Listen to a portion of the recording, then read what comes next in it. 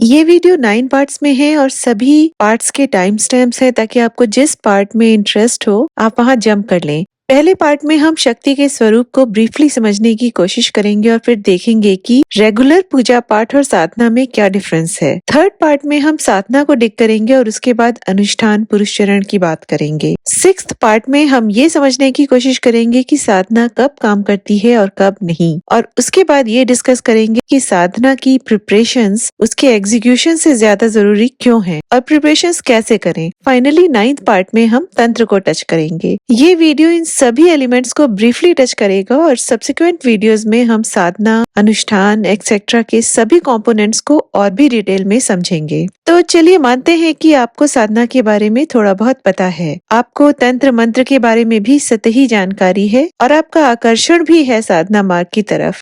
आप चाहते हैं कि आप भी जीवन में बहुत सी भौतिक और आध्यात्मिक इच्छाओं को बहुत कम समय में पूरा कर सकें, पर आप सोच रहे हैं कि कहाँ से शुरू करें। अगर आप शक्ति साधना शुरू करना चाहते हैं अपने जीवन में for any reason of yours, तो सबसे पहले आपको ये समझना होगा कि शक्ति है क्या। श्रीमद् देवी भागवत में भगवती स्वयं उद्घोष करती हैं, सर्व खलविद मेवाहम नान्यदस्ति सनातनम, अर्थात समस्त जगत मैं ही हूँ, मेरे अतिरिक्त अन्य कुछ भी सनातन तत्व नहीं। तो शक्ति है क्या? मूर्तिवान भगवान या निराकार ऊर्जा? ऊर्जा से यहाँ हमारा तात्पर्य एनर्जी से ही है, पर ये एक अलग तरह की एनर्जी है, ये एक डिवाइन एनर्जी है। इस ऊर्जा का स्रोत क्या है? शक्ति के इतने रूप क्यों हैं? कहीं माँ दुर्गा हैं, कहीं माँ काली, कहीं माँ सरस्वती और कहीं माँ लक्ष्मी, कहीं 10 महाविद्या हैं तो कहीं नव दुर्गा, माँ वाराही, माँ बगला, माँ प्रत्यंगिरा, माँ शाकंभरी, और सबकी अलग अलग कहानियां हैं और अलग अलग शक्तियां। अलग अलग लोग इस प्रश्न के अलग अलग उत्तर और अलग अलग व्याख्याएं देंगे,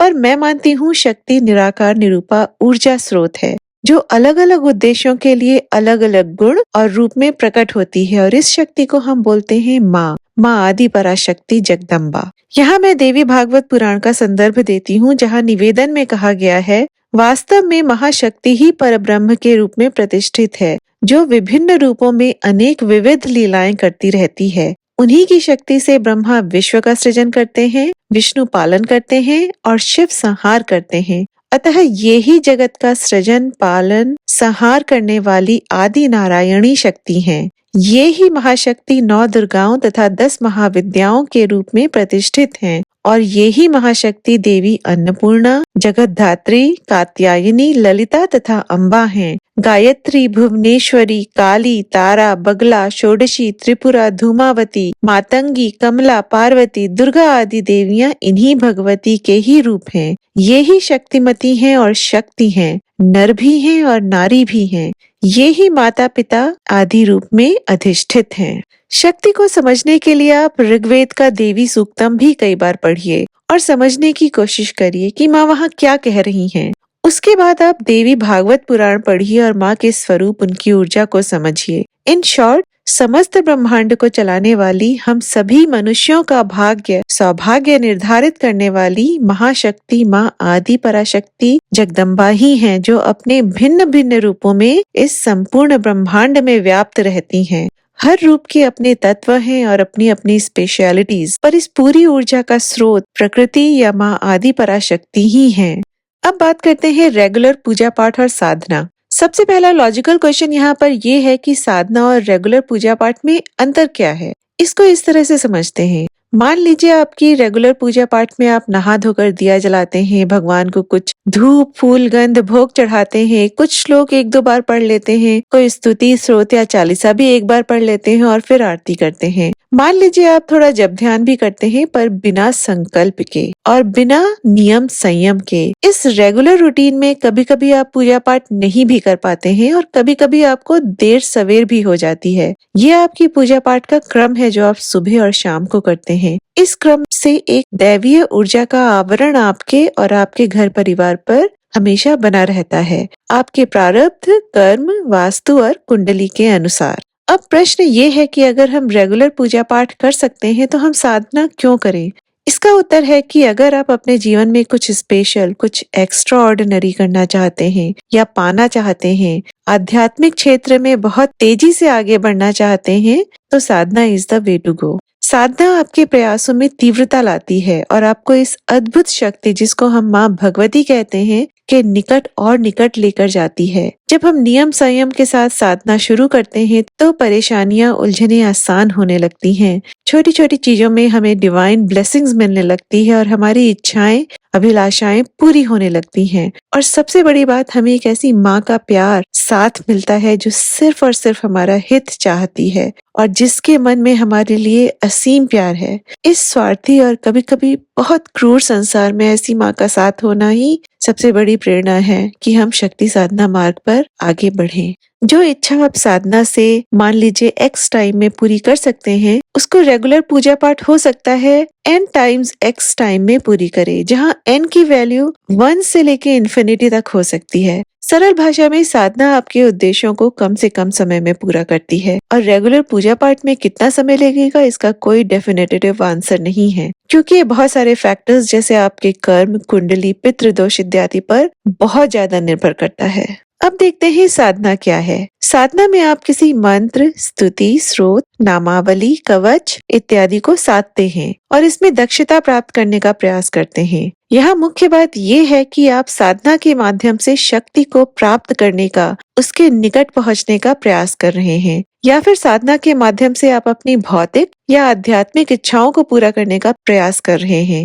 साधना में आप संकल्प लेते हैं, साधना के नियमों का पालन करते हैं, अनुशासित रहते हैं और अपना संकल्प पूरा करते हैं। साधना के द्वारा जब ऊर्जा का संचार होता है तो वो ऊर्जा ज्यादा तीव्र और ज्यादा प्रभावी होती है। जैसे ही हम साधना शुरू करने की सोचते हैं तो बात साइकोलॉजिकल लेवल पर न रहकर साइंस के लेवल पर भी आ जाती है। और जब बात साइंस के लेवल पर आती है, प्रैक्टिकल्स पर आती है, प्रयोगों पर आती है, तो प्रयोगों का कोई ना कोई रिजल्ट्स तो जरूर आपको मिलेगा ही मिलेगा। अब ये नकारात्मक मिलेगा या सकारात्मक, ये बहुत सारे फैक्टर्स जो आपसे जुड़े हुए हैं उन पर निर्भर करता है। साधना सकाम और निष्काम दोनों तरह की हो सकती है, जिसको आप संकल्प में क्लियरली बताते हैं। साधना सिर्फ मंत्रों की नहीं होती है, साधना नामावली, स्तुति, स्रोत, कवच, चालीसा इत्यादि किसी की भी हो सकती है। साधना के मूल में शक्ति के स्वरूप पर ध्यान करना और फिर एक नियमित संख्या में मंत्रों का जाप या स्तुति, स्रोत, चालीसा इत्यादि का पाठ करना होता है। साधना में गुरु और दीक्षा का विचार किया जाता है। संकल्प का विचार, मंत्रों, स्रोत, चालीसा, कवच, नामावली इत्यादि का चयन किया जाता है। आसन जिस पे आप बैठते हैं, माला, किस तरह की माला पे मंत्र जप करना है, पंचोपचार पूजा सामग्री, दिया जलाने की व्यवस्था, देवी या देवता का विग्रह, दिशा कि किस दिशा की तरफ मुंह करके आपको मंत्र का जाप करना है, प्राणायाम का अभ्यास, जप की संख्या पर विचार, और अगर आप हवन कर रहे हैं तो हवन, तर्पण, मार्जन की व्यवस्था, इन सब चीजों के बारे में सोचा जाता है। साधना में देवी देवता का ध्यान, यम नियम का पालन बहुत बहुत आवश्यक है और सात्विक जीवन के साथ साथ ब्रह्मचर्य का पालन भी बहुत जरूरी है। साधना में आप देर सवेर या आलस नहीं कर सकते हैं और साधना के हर नियम का आपको विधि पूर्वक पालन करना होता है। अब देखते हैं कि अनुष्ठान क्या है। अनुष्ठान में आप किसी मंत्र, स्तुति, चालीसा, स्रोत इत्यादि का एक नियमित संख्या में एक नियमित समय तक जप या पाठ करते हैं और फिर उसको हवन, तर्पण, मार्जन, ब्रह्मभोज, दान इत्यादि से पूर्ण करते हैं। अनुष्ठान 5 दिन का, 11 दिन का, 21 दिन का, 51 दिन का, इस तरह से हो सकता है। अनुष्ठान 1 दिन का भी हो सकता है और महीनों का भी और सालों का भी। अनुष्ठान के सारे नियम साधना के नियम जैसे ही हैं, पर बेस्ड ऑन टाइप ऑफ अनुष्ठान इसमें कुछ नियम जुड़ सकते हैं। अनुष्ठान मंत्र तंत्र को हम प्रयोग भी कहते हैं और जैसे साइंस सब्जेक्ट में प्रैक्टिकल थ्योरी अलग होती है, उसी तरह अध्यात्म में साधना, मंत्र तंत्र अध्यात्म के दार्शनिक रूप से अलग होते हैं। ये साइंस के प्रैक्टिकल्स की तरह हैं, ये रिजल्ट ओरिएंटेड हैं और रिजल्ट्स बहुत कुछ नॉलेज, प्रिपरेशन और एग्जीक्यूशन पे डिपेंड करता है। रिजल्ट्स बहुत कुछ आपके अपने एलिमेंट्स और आपके अपने प्रारब्ध पे भी डिपेंड करता है और आपकी अपनी डिवोशन, आपकी अपनी डेडिकेशन और आपकी अपनी इंटीग्रिटी पे भी बहुत डिपेंड करता है। अब देखते हैं कि पुरुष चरण क्या है। किसी मंत्र, स्तुति, चालीसा या स्तोत्र इत्यादि का पुरुष चरण उसको जागृत करने के लिए किया जाता है। इसकी एक विधि होती है और मूल में आप उस मंत्र या स्तुति, चालीसा का एक निर्धारित संख्या में जाप या पाठ ही कर रहे हैं और एक निश्चित समय तक। पुरुष चरण में जो मंत्र या पाठ संख्या होती है वो पहले से निर्धारित होती है। जैसे एकाक्षरी बीज मंत्र का पुरुष चरण 1.25 लाख जप का होता है। तो अगर आप एक बीज मंत्र को जागृत करने की या उसका पुरुषचरण करने की कोशिश कर रहे हैं तो आपको उसका कम से कम 1.25 लाख जप करना पड़ेगा। फिर जप का दशांश हवन, हवन का दशांश तर्पण, तर्पण का दशांश अभिषेक और यथाशक्ति ब्राह्मण भोज करना पड़ेगा। यदि हवन, तर्पण, अभिषेक इत्यादि किसी वजह से संभव न हो सके तो जितना होम हुआ है उसका 4 गुना जप और करना चाहिए। पुरुष चरण में यम नियम, मन की शुद्धि, ब्रह्मचर्य, सात्विक भोजन इत्यादि बहुत बहुत आवश्यक है।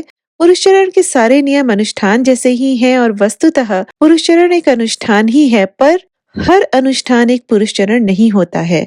अनुष्ठान पुरुष चरण के बाद मंत्र की पुष्टि के लिए भी किए जाते हैं जहाँ जप संख्या कम या ज्यादा हो सकती है। फॉर एग्जाम्पल, मान लीजिए आपने किसी एकाक्षरी मंत्र का पुरुष चरण कर लिया है। अब उसके बाद वो मंत्र एक तरीके से आपके लिए जागृत हो गया है, लेकिन उसके बाद भी आपको कोशिश करनी चाहिए कि साल भर में कोई विशेष पर्व आने पर या किसी विशेष दिन आप उस मंत्र का छोटा या बड़ा अनुष्ठान करते रहें ताकि वो मंत्र आपके लिए पुष्ट रहे, जागृत रहे। और कलयुग में ये भी कहा जाता है कि किसी भी मंत्र का एक बार पुरुष चरण अगर करने से अगर वो मंत्र जागृत ना हो तो आपको उसका कम से कम 4 बार पुरुष चरण करना चाहिए। ये कलयुग के लिए स्पेशली कहा गया है। साधना कब काम करती है और कब नहीं? साधना के फल बहुत सारी चीजों पर निर्भर करते हैं और उनमें से कुछ इस तरह से हैं। आपका प्रारब्ध और आपके वर्तमान कर्म, आपकी कुंडली और आपकी कुंडली में ग्रहों की दशा, आपके घर का वास्तु, जैसे कुछ दोष बिना निवारण के होते हैं। जैसे ईशान कोण पर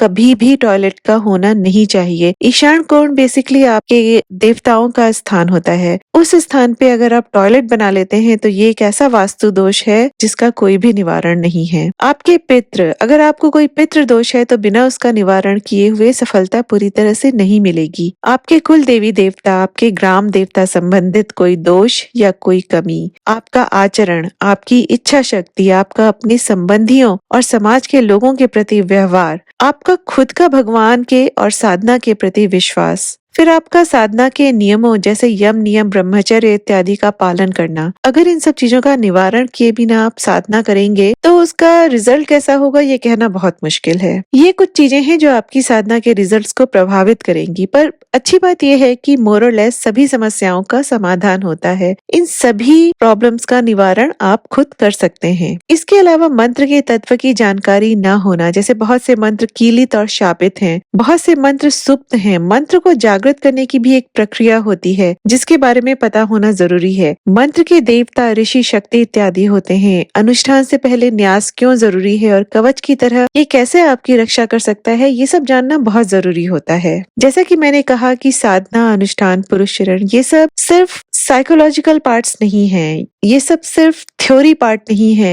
एक सब्जेक्ट का। यहाँ पे हम प्रैक्टिकल्स की बात कर रहे हैं और प्रैक्टिकल्स में रूल्स को फॉलो करना, रूल्स को समझना और सारी प्रिकॉशंस लेके सभी रूल्स को फॉलो करते हुए ही अगर आप करेंगे तभी आपको उसमें 90 to 100% रिजल्ट्स मिलने की संभावना है। अब बात करते हैं कि तैयारी काम से ज्यादा जरूरी क्यों है। सॉफ्टवेयर इंडस्ट्री में एक चीज कही जाती है कि अगर आप कोई प्रोजेक्ट शुरू करते हैं तो उसका 80% पार्ट जो है वो प्लानिंग में जाता है। सिर्फ एग्जीक्यूशन का जो पार्ट होता है वो सिर्फ 20% होता है। सो 80% जो आपका पार्ट है वो आपको प्रिपरेशंस और प्लानिंग में स्पेंड करना चाहिए और फिर 20% पार्ट जो है वो आपको एग्जीक्यूशन में करना चाहिए। एंड टू बी ऑनेस्ट, तंत्र के क्षेत्र में या मंत्र साधना, शक्ति साधना के क्षेत्र में भी मैं ये नोटिस करती हूँ कि ज्यादातर मेरा जो समय है वो प्रिपरेशन में, समझने में, प्लानिंग में जाता है। उसके बाद जब सारी चीजें एक बार सेट हो जाती हैं तो एग्जीक्यूशन में ज्यादा समय नहीं जाता है और यही चीज आपको भी करनी चाहिए। साधना, अनुष्ठान, पुरुषचरण, तंत्र इत्यादि एक ऐसी दैवीय ऊर्जा का संचार करते हैं जिसको समझना और संभालना बहुत जरूरी है। सात्विक और रासिक साधनाओं में तो फिर भी ठीक है, पर कहीं अगर आप तामसिक साधनाओं की तरफ जाने लगे तो परिणाम कैसे होंगे, शक्तियां आपको कैसे टेस्ट करेंगी, कैसे आपके मन और शरीर पर एक हैवॉक सा क्रिएट करना शुरू कर देंगी, ये सब कहना मुश्किल है। रिजल्ट सकारात्मक भी हो सकते हैं और नकारात्मक भी और प्रॉब्लमेटिक भी। तो यम नियम, प्राणायाम, भक्ति, कवच, शक्ति के स्वरूप और उनके काम करने के तरीकों को समझना, ये समझना कि हम जिस ऊर्जा को बुला रहे हैं, जिसका आवाहन कर रहे हैं,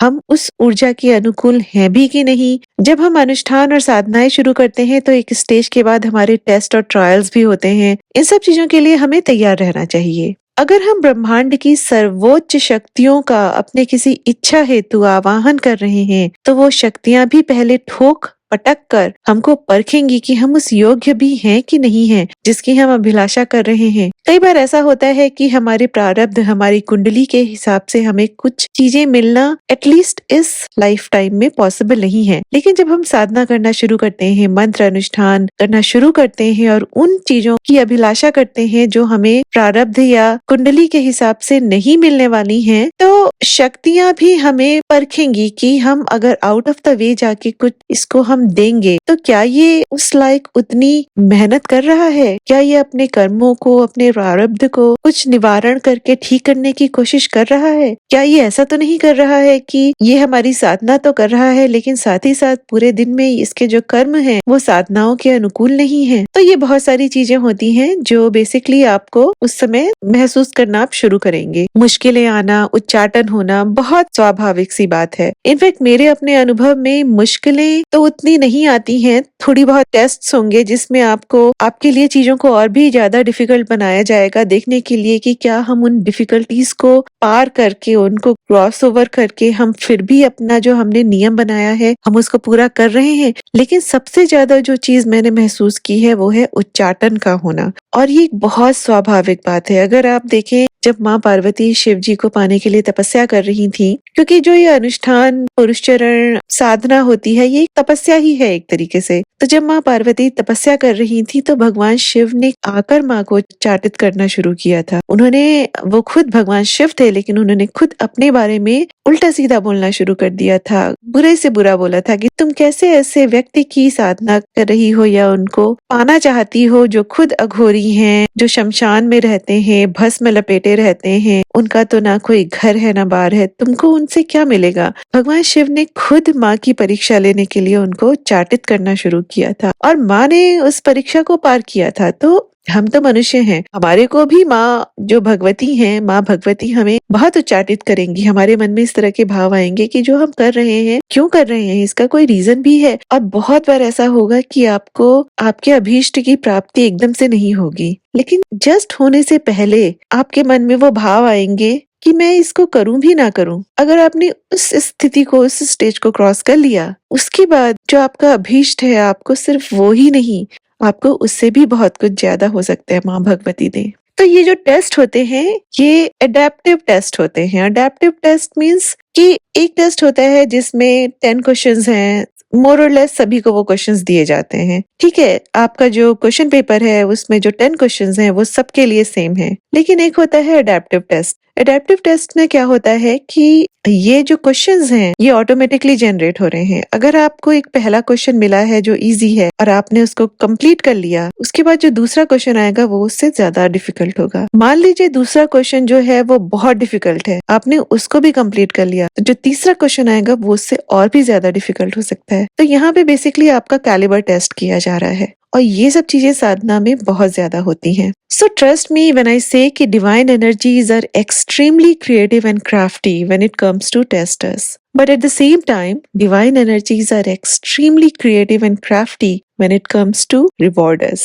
हमको रिवॉर्ड्स भी ऐसे ऐसे कई बार मिल जाते हैं जो हमने सोचा भी नहीं होता है, और जिस तरह से मिलते हैं उस तरीके को भी हमने कभी समझा नहीं होता है। लेकिन यहाँ पे सबसे जरूरी बात है कि अपने मन को, अपने शरीर को, अपनी आत्मा को साध कर जो आपने निर्धारित किया है कि मैं इस पुरुष चरण को, इस साधना को, इस अनुष्ठान को इस तरह से कंप्लीट करूंगा, आप उसको उसी तरह से कंप्लीट करें। अपने मन में कभी भी संशय नहीं आने दें। तो ये सब आपकी तैयारी है, ये सब आपको अपने आप को मेंटली प्रिपेयर करना पड़ेगा कि कुछ भी हो मैं अपना अनुष्ठान पूरा करूंगा, कुछ भी हो मेरे मन में माँ को लेके कभी कोई संशय या संदेह नहीं होगा। इसके साथ कुंडलिनी को समझना, कुंडलिनी भी एक साइंस है। ये समझना कि जब आप साधना मार्ग पर चलना शुरू करते हैं तो आपका जीवन कैसे कई स्तरों पर बदलने लगता है। आपके सोशल एनवायरनमेंट के साथ-साथ कैसे आपकी पर्सनैलिटी, इवन आपकी बॉडी में चेंजेस आने लगते हैं। ये बहुत सारी चीजें हैं जिनके बारे में आपको अनुष्ठान या साधना शुरू करने से पहले पता कर लेना चाहिए ताकि आप उनके लिए प्रिपेयर रहें।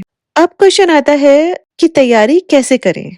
देखिए, तैयारी 2 तरह से होती है। एक होती है स्पिरिचुअल लेवल पर और एक होती है टेक्निकल लेवल पर। स्पिरिचुअल लेवल पर आप उस डिवाइन एनर्जी को समझने की कोशिश कर रहे हैं, ऊर्जा के अनुकूल बनने की कोशिश कर रहे हैं। शक्ति के स्वरूप को बहुत अच्छी तरह से समझना चाहिए। सहायक देवी देवता, उनके क्रम इत्यादि को समझना चाहिए। गहराई में जाइए, ना कि एक रोबोट की तरह सिर्फ चालीसा या मंत्र का जाप करना शुरू कर दीजिए। और साधना मार्ग पर जब आप जा रहे हैं तो यम नियम, सात्विक जीवन, सभी लोगों के लिए जेन्युइन अच्छा आचरण, स्त्रियों, बच्चों, बूढ़ों का सम्मान, सभी प्राणियों में भगवान का वास समझकर उनसे प्यार करना, ये सब चीजें बहुत जरूरी होती हैं। कहीं आप चूकेंगे तो उसका सीधा असर आपकी साधना पर पड़ेगा। अगर आप देखें तो बेसिकली हमारे कर्मों का हमारे ऊपर बहुत प्रभाव पड़ता है। मान लीजिए साधना से आप एक अच्छा कर्म कर रहे हैं, लेकिन उसके साथ साथ अगर साधना काल में ही आप बैठकर ईर्ष्या, द्वेष या लोभ मोह से ग्रस्त हैं, बैठ के आप परनिंदा कर रहे हैं या किसी का अहित सोच रहे हैं, तो जितना आप अच्छा कर रहे हैं उतना ही आप बुरा भी कर रहे हैं और बेसिकली नेट रिजल्ट क्या है? 0 है।